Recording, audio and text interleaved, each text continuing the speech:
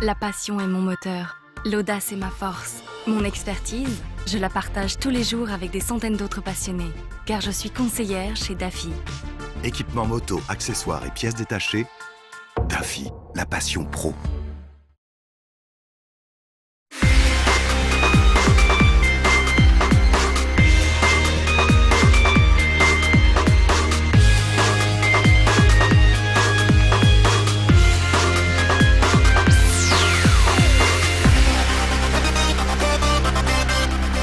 Bonjour à toutes et à tous, bienvenue dans cette 28e édition de Moto & Co, l'émission qui penche dans les virages sur Watch TV mais aussi sur motorlive.tv. Avec moi aujourd'hui pour nous accompagner pendant ce petit quart d'heure, Maya Camus, salut. Bonjour Eric. Ça va bien? Ouais. Bon, toi, je sens que tu es en train de partir déjà, tu étais loin déjà, je sens que tu vas partir, on en parlera un de ces jours, mais je sens que tu vas aller loin d'ici peu. Et puis Thierry Archambault, donc président délégué de la SIAM. Bonjour. Alors première question Maya, parce que moi je suis un peu perdu, tu sais comment je suis. La SIAM c'est quoi? La SIAM, CSIAM pour Chambre syndicale internationale de l'automobile et du motocycle, n'est-ce pas Thierry? Pourquoi donc as-tu souhaité inviter Thierry? Eh bien, écoute, la SIAM vient de lancer une campagne télé nationale pour promouvoir le deux roues motorisé. Et on va le regarder d'ailleurs tout de suite. Ouais, en fait, alors, ce qu'on va faire, c'est qu'on va regarder vraiment la petite séquence avec le son et tout ça, pour qu'on comprenne bien ce qu'est cette petite publicité, hein, on va appeler ça comme ça. Ouais. C'est d'ailleurs assez surprenant. On va y revenir. Avant, on la regarde. Allez, c'est parti. Le deux roues motorisé ? Il a bien changé. C'est plus facile. Plus pratique. Plus sûr. Ça donne envie d'aller à l'école. C'est un plaisir. Pour moi aussi. Deux roues. Un moteur. Que du bonheur. Oh, c'est bon ça. Hein? Bah oui, voilà. C'est bon. C'est simple. L'idée, c'est quoi alors? Bon, l'idée, c'est d'envoyer un message positif sur la pratique du deux roues à moteur. Ça fait des années et des années qu'on est matraqué par des messages négatifs. On a voulu essayer de changer la tonalité. Voilà. C'est quand même assez étonnant. Oui. Qu'est-ce qui est étonnant? Le fait qu'on dise que c'est que du bonheur? Non, que ça arrive maintenant. Ah oui, alors, pour ça, il a fallu pas mal d'années de préparation. Hein. Il y a une dizaine d'années, on avait une image extrêmement négative auprès des pouvoirs publics. On avait des chiffres d'accidentalité qui étaient vraiment pas bons. On avait des performances environnementales des engins qui étaient discutables. Bref, la situation n'était vraiment pas mûre pour qu'on puisse communiquer. Mais depuis, les chiffres de l'accidentalité se sont améliorés. Alors, on continue à avoir malheureusement des chiffres qui restent difficiles. Mais sur la période 2009-2017, les deux roues sont ceux qui enregistrent la plus forte baisse. Oui. Moins 38%. Moins 38% pour les plus de 125, enfin 125 et plus de 125. Sur les cyclos, on est à moins 60%. Ouais, c'est énorme. C'est énorme. C'est la meilleure performance parmi les usagers de véhicules particuliers. D'accord. Oui, donc en fait, c'est tout un faisceau de facteurs, une évolution vertueuse, hein, si on peut dire ça comme ça, qui a permis à la SIAM et aux autres acteurs de la filière, parce qu'il y a d'autres acteurs qui soutiennent bien sûr cette action de communication, tout ce faisceau de facteurs vous a permis cette action de lobbying, parce que finalement c'est du lobbying. C'est du lobbying, c'est la mission principale de la SIAM. On n'a pas peur du mot et on ne se cache pas derrière notre petit doigt. Le lobbying, c'est l'irruption de la société civile auprès des décideurs. Donc quand ça peut être fait de manière constructive, positive et dans le sens de l'intérêt général. Hein. Ce n'est pas nécessairement quelque chose de cochon. Et d'ailleurs, par rapport au pouvoir public, enfin, est-ce que vous avez le soutien des pouvoirs publics là, dans cette... Alors, on a des relations de travail très partenariales avec l'administration, notamment avec la délégation à la sécurité routière, puisque la circulation n'est plus dans son champ de compétences aujourd'hui. On a beaucoup travaillé avec eux. On n'aurait pas pu faire ce qu'on a fait aujourd'hui il y a 7 ou 8 ans. On n'était pas assez crédible. Alors ça a été lancé la semaine dernière, mardi dernier si je ne m'abuse, sur différentes chaînes. Beaucoup de chaînes diffusent cette publicité. C'est très simple, 70% des gens le verront entre 4 et 5 fois. Sur les chaînes, alors si je me souviens, c'est M6, Sister, W9... C'est beaucoup le groupe M6 en fait. Hein. Oui, c'est l'ensemble du groupe M6. Et TMC. Et TMC, voilà. Merci Maya. Merci Maya. Parce que Ce que je retiens, c'est que 70% de la population verra entre 4 et 5 fois le film, ce qui est déjà une belle performance. Entre le 9 et le 24 Oui, mai. Mais alors tout à fait. ça, c'est que la première campagne, puisque le projet, c'est sur 3 ans. On a fédéré les constructeurs et on appelle d'ailleurs toutes les organisations professionnelles de la filière, les équipementiers, enfin tous ceux qui veulent rejoindre le projet à nous rejoindre. Mais on a fédéré les constructeurs sur un engagement de 3 ans. Avec un beau budget. Avec le budget qui permet d'avoir 70% des gens qui voient le film entre 4 et 5 fois. C'est-à-dire voilà, un peu moins d'1 million. Non, mais Par c'est an. Non, c'est bien, par an. Oui. Non, mais ça veut dire qu'on soutient quand même Oui, drôlement la énorme. filière. Il y a un million d'euros engagement. par an, c'est pas rien. Quoi. Moins d'1 million, mais il y a un engagement, oui, tout à fait. Non, mais Tout à fait. c'est la première fois qu'on voit ça. C'est la première fois depuis très très longtemps. Il y avait eu, paraît-il, en 85, je crois, une campagne en faveur de la 125, une campagne collective en faveur de la 125, et c'était une campagne d'affichage. D'accord, oui, donc là, c'est Ce qui vraiment était bien déjà. Hein. Ouais, Mais depuis déjà pas mal. à ma connaissance, il n'y a rien eu. Ça, c'est vraiment Ça fait le niveau longtemps. au-dessus. C'est quoi. vrai que la moto, en général, quand on la voit dans les pages de pub, entre guillemets, c'est plutôt pour montrer les risques et pas trop pour montrer Ouais. le plaisir qu'on peut ressentir Oui. et puis l'intérêt, en fait, de rouler à 2 roues. Alors la remarque est intéressante parce que ça a fait partie des travaux qu'on a engagés avec les pouvoirs publics d'essayer de reconstruire une bonne image en commençant par eux. On a signé une charte avec, c'était le délégué, c'était Nevache, je crois, en 2011.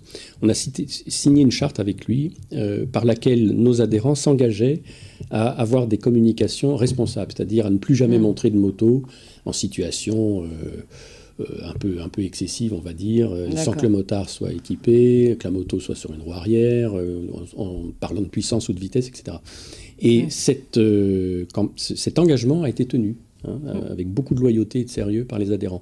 Et ça a aussi contribué à peu reconstruire auprès des pouvoirs publics l'image d'un secteur responsable. Moi, ce que je vous propose, c'est parce que Maya a essayé une petite moto qui est drôlement sympa, qui est une petite CMX 500 de Honda. On va regarder alors quelques infos techniques, on en rediscute un petit peu avec elle et puis après on prolonge un petit peu avec vous la discussion. Ça vous va ? Bien sûr. Alors on fait ça tout de suite.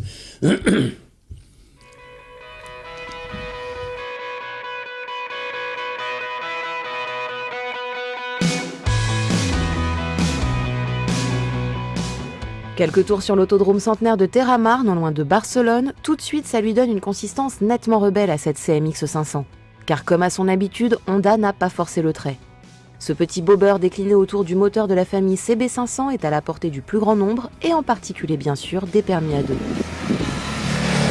Exit le style cruiser ou lowrider des rebelles 125 ou 250 des années 90. La CMX 500 adopte le look Dark Custom tendance bobber inspiré par le maître de Milwaukee. Noir et minimaliste. Si le constructeur avait sa base moteur, Honda a quand même dû travailler un peu plus son sujet. Nouveau cadre, nouvelles jantes, les éléments spécifiques au modèle. Et penser aussi à la facilité de personnalisation exigée par le genre, comme le pouf du passager qui s'enlève en 2 coups de tournevis.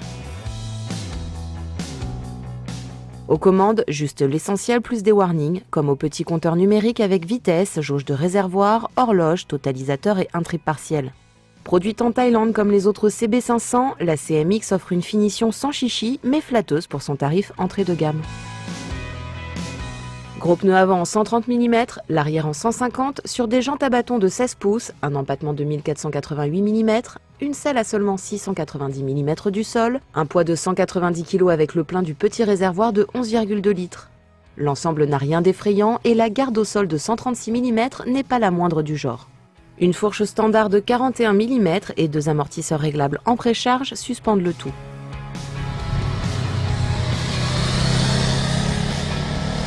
Pour la Rebelle, Honda a retouché le bicylindre en ligne 4 soupapes à refroidissement liquide, Euro 4 bien sûr, des CB500 pour lui donner un supplément d'âme typé custom. À savoir une nichette de puissance en moins avec 45,5 chevaux à 8500 tours minute, un chouïa de couple en plus dont le maxi est offert à plus bas régime avec 44,6 Nm à 6000 tours minute. Le tout grâce à une retouche du profil de ces 2 arbres à cames et une cartographie revue. Notez aussi une démultiplication finale plus courte. Le freinage, comme sur les autres CB500, est confié à un simple disque de 320 mm à l'avant avec étrier 2 pistons, un simple disque étrier 1 piston à l'arrière, ABS de série évidemment. Pour l'accessoiriser, sont disponibles en option un petit seau de vent, des valises en cuir avec leur support, un porte-paquet et une prise 12 volts à poser à gauche du compteur.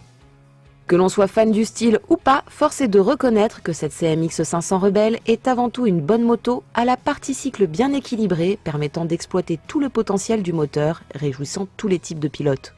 Elle a aussi le mérite de mettre ce genre à portée de tous, car à 6 299 €, elle est à peine plus chère que ses cousines, sans avoir de concurrente directe. Bon, Thierry, moi, pas vous demander forcément grand-chose sur les motos, parce qu'on voudrait pas vous mettre en porte-à-faux entre les différents constructeurs et tout, c'est normal. Non, mais c'est normal. C'est normal, elles sont toutes bien. Enfin, ceci dit, elle est mignonne. Celle-là est mignonne aussi, oui. Tout à fait. Maya, comment tu la trouves ? Oui, moi je l'ai trouvé vraiment adorable. Pourtant, le custom, c'est pas forcément mon truc à la base, hein, mais vraiment, ce que je trouvais chouette, c'est qu'elle est facile, elle est accessible à tous. Ouais. Tu vois, elle est pas chère. C'est pas très cher, oui, ça c'est vrai. Voilà, quoi. Et c'est la moto à deux parfaite. Ben oui, enfin, c'est pratiquement. Il faut aimer ce style, mais à partir de là, oui, c'est tout cool. Tout à fait. Ouais. Et chez Honda, on a vraiment un large choix là, dans la gamme 500. Et voilà, quoi, chapeau. Parce que ça, de toute façon, ça, les CB, etc., tout ça, c'est dans la même lignée, enfin, quelque part. Oui, voilà. Alors après, pour ceux qui veulent quelque chose de vraiment plus excitant, de plus rebelle, bon, ils trouveront autre chose. Mais oui, parce que c'est plutôt sage, mais en même temps, c'est un peu bobber, c'est pas trop custom, quoi. Non, enfin, tu vois ce que je veux dire ? Ouais, enfin, c'est rebelle à la Honda, quoi. Bah oui, c'est sympa, quoi. Oui, c'est sympa, c'est peut-être un peu lisse pour certains, mais je savais que t'allais dire un truc comme ça. Mais pour ce prix-là, on peut guère avoir mieux, quoi. Non, et puis franchement, moi je trouve que ça le fait. Enfin, en termes de design, honnêtement, on a vu pire. On peut la customiser, j'ai vu des petites prépas déjà qui existent dessus, qui sont extra. J'ai vu une vidéo aux États-Unis d'ailleurs, dont je tairai le nom, comme ça, parce qu'on va quand même pas leur faire de la pub. Non, mais blague à part, on a vu des jolis petits customs, enfin des belles petites customisations, des belles prépas dessus. Est-ce qu'on a des chances d'en voir, parce qu'on va parler de ça au prochain salon à Paris, de la moto. Oui, c'est ça, faut qu'on en parle du salon de la moto. Mais oui, c'est la question effectivement que je voulais poser à Thierry, parce que quand même la SIAM est partie prenante. Ouais. Alors, qu'est-ce qui nous attend ? Qu'est-ce qui nous attend ? De bonnes surprises. Il y a eu tout un travail de fait par l'équipe qui organise le salon, AMC Promotion, pour essayer de rénover le concept. Parce qu'il y a eu des observations sur le fait que le retour sur investissement n'était pas évident. L'expérience vécue par les visiteurs pouvait être renforcée. Bref, il y a eu tout un travail de réflexion. Comment essayer de donner davantage de vie à ce salon ? Comment en faire le salon du 21e siècle ? Quelque chose de plus rentable. Alors, avec un retour sur investissement pour les exposants plus clair. C'est toujours difficile de calculer ce genre de choses. Enfin, là, il y avait des soucis là-dessus. C'est une réflexion qui est partagée par l'ensemble des organisateurs de salons dans tous les domaines. C'est un vrai sujet de fond. Mais alors, est-ce qu'il va avoir lieu ? Il aura lieu, oui. Il aura et donc, lieu. il aura bel et bien lieu pratiquement pendant Intermode, c'est ça ? AMC Promotion s'est prononcé là-dessus. Il aura lieu en 2018, en octobre 2018, ou à peu près aux mêmes dates qu'Intermode. Bon, c'est pas forcément un souci. Il ne faut pas non plus caricaturer. Les visiteurs du salon français ne vont pas tous en Allemagne et vice-versa. Oui, mais est-ce qu'on aura des nouveautés exclusives ? Alors, ça dépend des constructeurs. Et c'est à AMC Promotion de créer un concept suffisamment attractif pour que les constructeurs aient envie de mettre un grand nombre de nouveautés là-bas. Et il y a un groupe de travail composé des adhérents qui travaillent là-dessus pour cela. Donc je suis très confiant sur la capacité à faire quelque chose, parce qu'on a été entendu. Thierry, Maya, merci beaucoup à tous les deux. C'est déjà la fin de cette émission. Je sais, c'est toujours un petit peu rapide. Il y a le décor qui tombe un petit peu autour de moi. Je pense que personne ne l'a entendu, mais moi, sur le coup, j'y ai pensé. Ça m'a fait quand même beaucoup rire. On se retrouvera, bien sûr. Alors, nous, dans 2 semaines, me semble-t-il. Nous, j'espère très rapidement, vous reviendrez. Avec plaisir. Pour reparler du salon. Bien sûr, pour reparler du salon. Voilà, du succès du salon. Voilà, par exemple. Et puis, on souhaite évidemment bonne chance à Zarco pour ce week-end. Mais oui. Parce que ça arrive méchamment et que évidemment on croise les doigts. Voilà, merci à tous les deux. Et puis nous, alors n'hésitez pas, les questions sur motorlive.tv, sur Watch TV, partout, vous n'hésitez pas, évidemment on y répond. Enfin, on essaye. Allez, salut, à la semaine prochaine. Au revoir.